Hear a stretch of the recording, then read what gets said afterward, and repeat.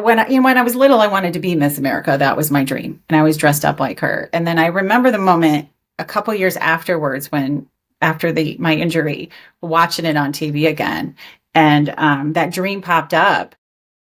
But what I had known then and what life has taught me since then is that scars are ugly, that only the bad guys have scars. If you think about every movie and TV show, we're taught by our surroundings like that.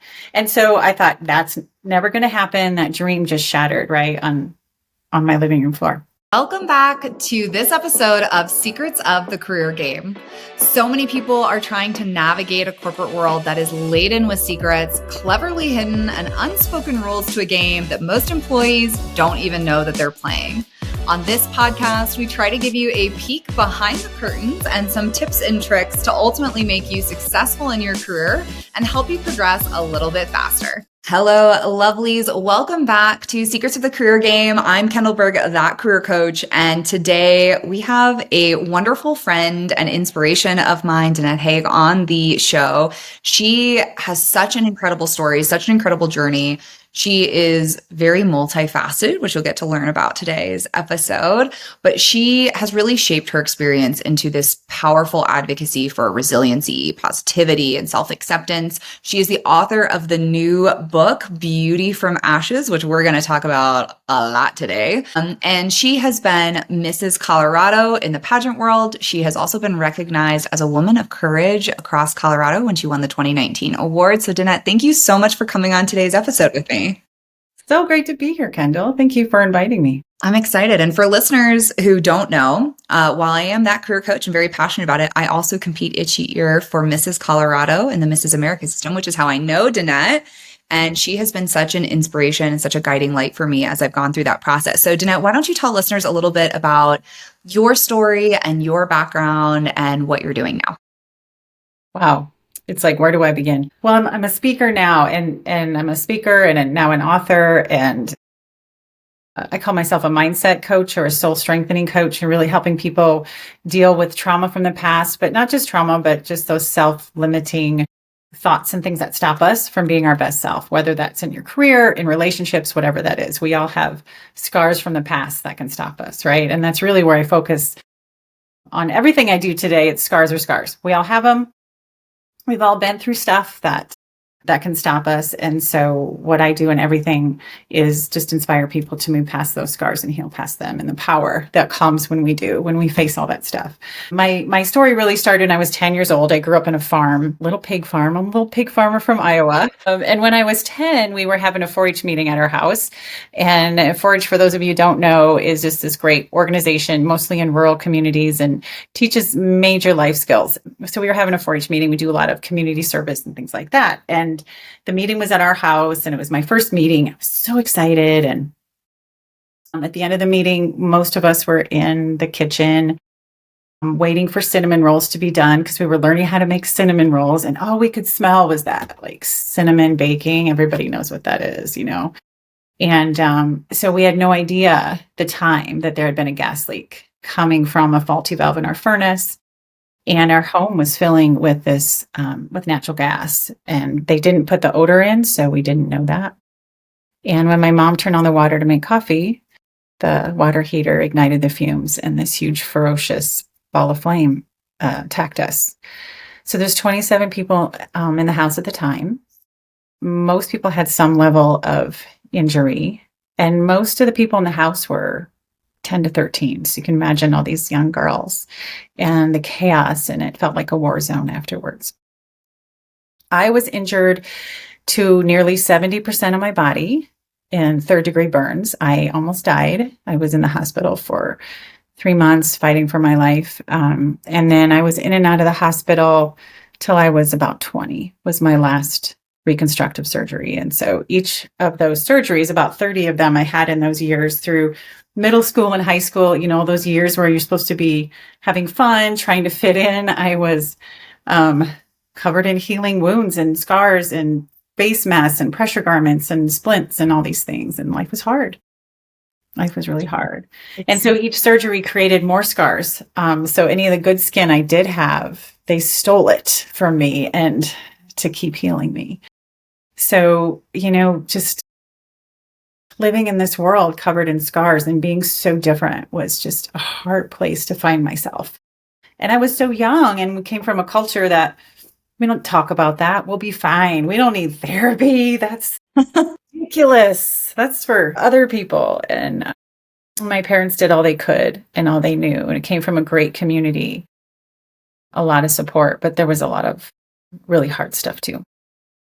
And your story is such a powerful one because everyone's, to your point, trauma may stem differently. Some of it might be visible, some of it might be invisible, but it is like that ball of flame, regardless, that comes at us out of nowhere that we're unable to prepare for. It can feel like a war zone in that recovery. And so the parallels that you're drawing there, I think, are so powerful for so many people, regardless of situation. And yet you took something.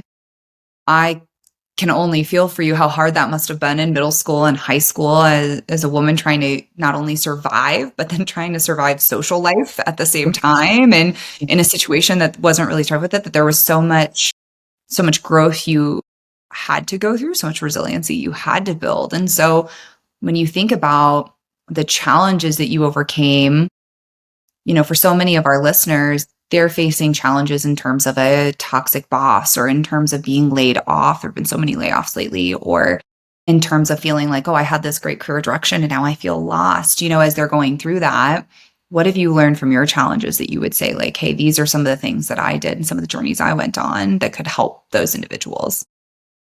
I think for me, one of the big pieces, well, it was really 3 pieces: positive attitude. And I know that sounds floofy, right?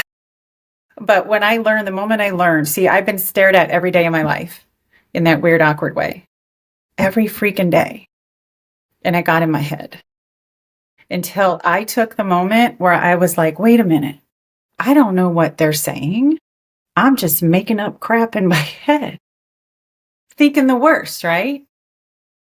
And until I took that moment to stop the spiraling of that bully that shows up in all of us, no matter what we're facing. It tells us we can't, tells us nothing's going to work out. It tells us we're not good enough. I started telling myself other things like, oh, I'm actually having a really good hair day today. That's why they're staring at me, right? I actually look good today. or this blouse is new and I feel lovely, or they're staring at my shoes, or whatever. And I did that for quite a while. And then I elevated it even more. And it happened around the time I was walking into the pageant stuff. I needed more confidence to wear a swimsuit and heels on stage, right? And so I started digging deeper even into myself. And I think that's one of the real gifts, is know yourself, know how you work, and know how to speak love to yourself. And I started seeing my scars as God's masterpiece of art. So if you think about it, when you see a beautiful piece of artwork, like a statue or a painting or something, like, you have to stop and stare at it, right? Like, wow, that's so unique. It stops you in your tracks and you admire it for a moment and you move on. And hopefully in that moment that you admired that unique piece of artwork, it changed you in some way, or altered your thinking, or made an impact on you. Well, when I'm at Walmart with my kids, or the grocery store, or hanging out at the park or the pool, and people stare at me, they're just admiring God's handiwork.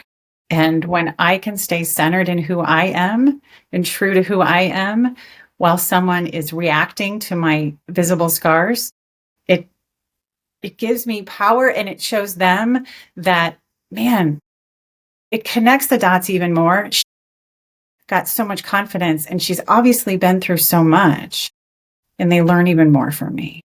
And so it shakes like the whole situation where I used to want to run away and hide, or they would feel awkward or bad, or it changed the whole situation to just something lovely. But it started in me, like, it begins in us. And I love that. It's interesting. I was ironically listening to a podcast episode this morning that was talking about the power of your thoughts to alter how you feel physically, right? That, like, if we are thinking positive thoughts about ourselves, if we're leaning into a positive headspace, if we're thinking about how strong we are and how confident we are, that over time, physiologically on a genetic DNA level, alters us to be more confident and more strong and more resilient. And that it starts with those thoughts and that lovingness towards ourselves. And so I love to hear you you touch on that. And I think if there's people listening who have been laid off, or you've taken a different career direction, or you thought you were going to get promoted and you didn't, which we've all been there, your story then helps somebody else. I've had so many podcast guests who were laid off, and that allowed them to build a Fortune 500 company, or people who have, changed their career pathing last minute and had to overcome some of those things they thought was a part of their identity that ended up not needing to be part of their identity. And that allowed them to be stronger in other ways. So I love that. And I love hearing about you prep to go on stage. I've been there. Humbling experience, to say the least, right? To stand on stage with like 50 incredible women and be like, yeah, I'm just me. So was Trying there not to compare yourself, right? exactly trying not to be like, what is she wearing? Look at her shoes. What do I do? Right. So was there like a pivotal moment that really happened in your life where you were like, I'm going to compete in a pageant. I feel strong enough, confident enough in myself that like, I'm going to put myself out there in this way? Because obviously that's a huge jump. Very huge. And thank you for tuning in to today's episode. If you're finding the information on this podcast helpful and you're looking to take control of your career and start to elevate yourself to the next level, go ahead and check out our course. Go to bit.ly/career coach course to get signed up today and to start taking your career to the next level and navigate the secrets of the career game. when I was little, I wanted to be Miss America. That was my dream. And I was dressed up like her. And then I remember the moment a couple years afterwards after my injury, watching it on TV again. And that dream popped up. But what I had known then and what life has taught me since then is that scars are ugly, that only the bad guys have scars. If you think about every movie and TV show, we're taught by our surroundings like that. And so I thought that's never going to happen. That dream just shattered right on my living room floor.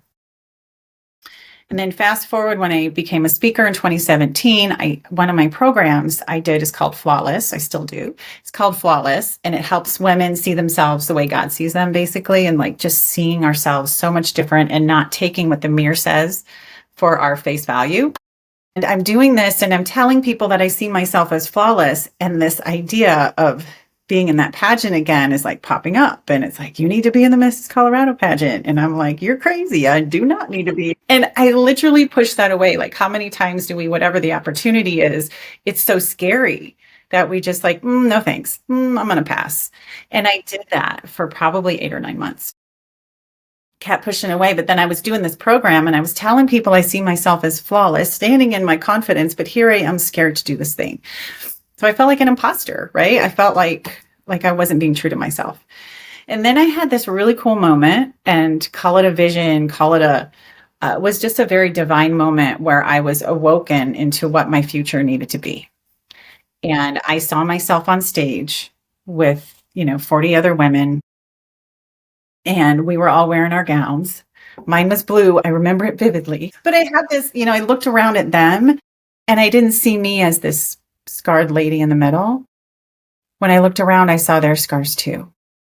I saw their pain. I saw their stories. I saw their triumph. I saw that we were so similar. And that gave me the confidence to be able to put my hat in the ring. And I encourage people to think about whatever situation they're in when we're comparing ourselves, like where I'm not going to get that promotion because that person's better or whatever, just to see it for what it is, that we all have that value. We all come with very similar pains and stories and triumphs.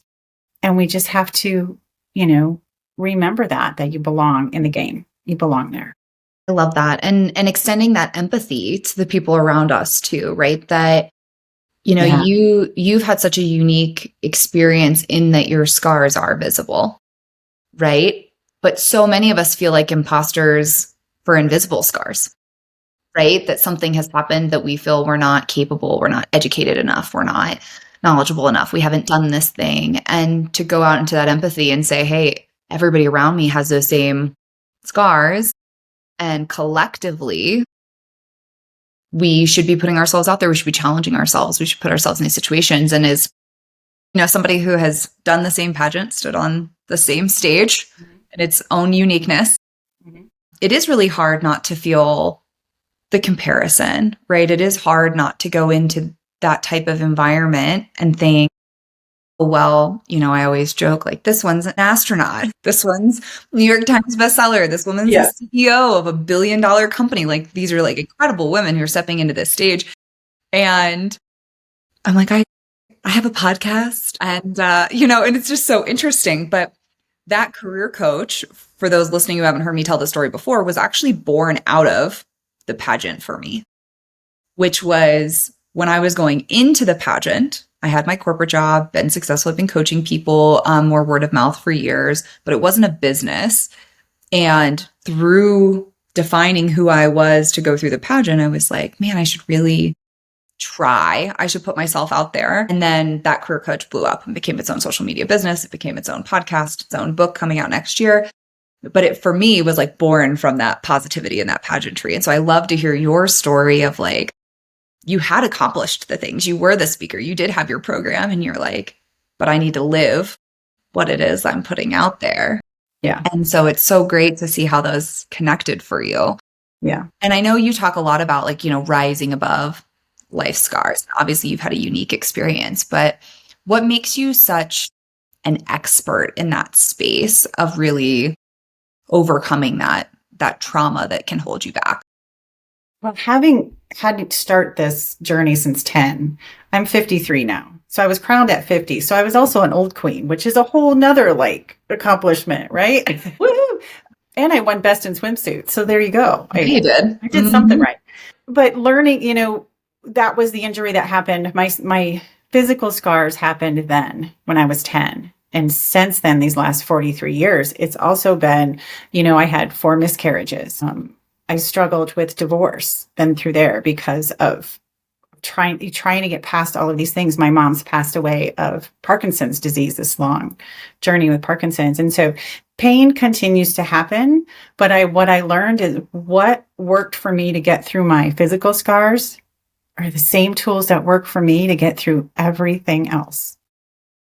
Scars are scars. That's why I say that. It's like pain is pain. It's like not one story is worse than the other. If something is stopping you, if you're stuck somewhere behind a scar, it's worth attention. It's worth healing through. It's worth it. And you have to acknowledge that it's stopping you and use the tools. I talked about positivity. The other piece is gratitude. If you don't, sometimes you need to be grateful for not getting that position because it could be a protection for you to go a different direction for something bigger. And it's setting your mindset in a way that maybe I need to be grateful for that stop in the road, because something greater could be behind it. So it's positivity, it's gratitude. And for me, it's also building my resilience through faith, and not just faith in God, which is so important to me, but also faith in myself, believing in myself, showing up for myself. And I love that you bring up gratitude for almost like the missed opportunities, right? Because I think, everybody's journey through life, there are steps forward and steps back, it feels like, right? We all have, to your point, experienced different pain. And some of the best things in my life came about because I didn't get what I thought I wanted. And we forget that when we're in the moment and you're like feeling broken and lost. Yeah. But you can either stay stuck in that disappointment and failure, or you can find some gratitude to move forward. And I love that. And it's, I have a practice of gratitude journaling every morning. It's something that I encourage everybody who's listening to do if you don't do it already, and I write down 3 things yesterday that went well, 3 things that I am grateful for, and 3 things that I feel are positive happening in my life. They were kind. Somebody did it for me or I did it for them. And I try to highlight those because it is easy to get dragged into, well, this meeting didn't go well, or I didn't get this job that I interviewed for, and to get dragged down. And one of the best rejections in my life was not getting into the college I wanted to go to. I think about this all the time because I later met my husband in essentially my hometown that I would have been very far away from had that journey taken place the way that I wanted it to, right? So I love that. And I love having faith in yourself. And obviously I'm a woman of faith as well. I have faith with God and spend time with him every morning. But to have faith in yourself to do that next thing, or to make it through that next thing, or to overcome that thing, is where I feel like so many women that I talk to in the corporate environment are like, oh, well, I'm an imposter. I haven't led a team that big. I haven't done this very specific job. I haven't worked in this very specific industry. And I'm like, but do you have faith in yourself that you can learn that you can figure it out, that you can do the right things to make an impact? And if the answer is yes, then we do it anyway. And we build our strength through that experience. So I love those as great tactical takeaways for the people who are listening as well. What do you think? Like, we've talked a little bit about positive thinking, but I want to double click into it because I do think it is so powerful. Why do you think that had such an impact on your success and on your... Because leaving the house every day was hard. It was hard because I didn't know what I was going to walk into. I didn't know where the rejection was going to come. I didn't know if I was going to be accepted or not. And if I didn't find one reason to push me to find a light in the darkness, I would have stayed home. A lot of people, statistically, people who have been severely injured like me are either turned to drugs and alcohol is very common. Suicide rates are high, or they just isolate themselves. And thank God I had parents that did not allow that. They pushed me. I'm the second youngest of 7 kids, so they expected the same out of me as they did my older siblings who didn't have injuries. And thank God, because they helped push me. But so I got really good at looking for the light in the darkness, I call it. Like, there's always something we can focus on. There's always some good. There's one person. Along the lines of positivity, but also that faith piece is having, and I think we may have collectively, like, don't use this quite so much, but having faith that there's good out there in the world, that there's good to meet us. Oftentimes along my success journey, especially in these last 5 years, I just say, God, just put people in my life that I need and people who need me, and know that there's good out there greeting me, and my path will cross with people who will help me. And then I can use my gifts to help them. And it's opened so many doors for me, is just having that thought, putting it out there in the universe to say, I have the expectation that good is going to meet me today, versus, oh, I got to deal with that person. I got to deal with that person. Right. Like, mindset is everything. Yeah. And this is so important. I think, especially, we're all going to come in contact with people who are not our cup of tea. That's a nice way I'm going to put that. Not everybody's going to be your bestie. But I do think giving people the grace where we take enough time to step back and see their perspective, we give them the grace to say, hey, there's good in each person. And how do we relate to that? How do we connect to that? And something I teach clients very often is when you're working with a difficult coworker, 99% of the time, we want to avoid them. They're challenging, they're difficult, we don't like them, we'll go around them.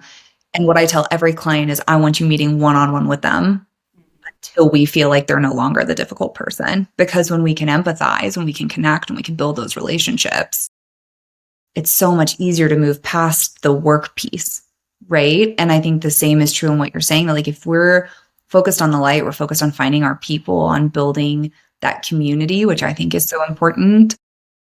You have to believe there's good in the individual to build that relationship. And so I absolutely love this. If there was one tactical piece of advice you could give listeners, like, hey, if you're struggling, if you've been going through it, if you're overcoming things, here's one thing I would encourage you to start doing tomorrow. What would that be to kind of help them start to move that needle? I think everyone needs to journal to get to know themselves. I think you need to journal through your past. You can, and your present. If you don't know who you are, where you've been, you don't acknowledge things that are hard, you don't celebrate the things that you've accomplished, so I just encourage people to journal through whatever's on your mind and heart, whatever is going through like a tornado in your head, to get it out. And when I say journal, it's not always pen to paper, right? It could be speaking into an app and speaking it out, and then deleting it, whatever it is, but finding a release of some kind. And I encourage people to just journal, like, just pick that up, have one right there, and find that time. Awesome. It's great advice. I have many of my clients journaling, something that I do every day. I find it's a great kind of release of all the things you want to hold inside a lot of the time. Well, this is amazing. So Danette, if people want to find you, if they want to get a copy of your book, they want to connect with you, where should they go? My goodness. Okay. So my website is beautyfromashesspeaker.com. And so I have everything on there too. And my social Instagram is beautyfromashes_2021. And on Instagram and Facebook is Beauty From Ashes. And my book is primarily on bookbaby.com. It will be on other places too, in Barnes and Noble and bookstores around the world. So yeah, all my links and everything are on all of my social media. So follow me. I'd love to get. Awesome. I'm buying my copy today. We talked about it before. I've been eagerly awaiting for this book to come out, and it is such a wonderful person to learn from and to get to connect with. So thank you so much for coming on the podcast. I hope you guys liked today's episode. If you did, go ahead and leave us 5 stars. Otherwise, leave us questions and comments below. Danette and I will get back to you. Otherwise, thanks so much, Danette, for coming on, and we'll be back soon. Thanks, Kendall. See.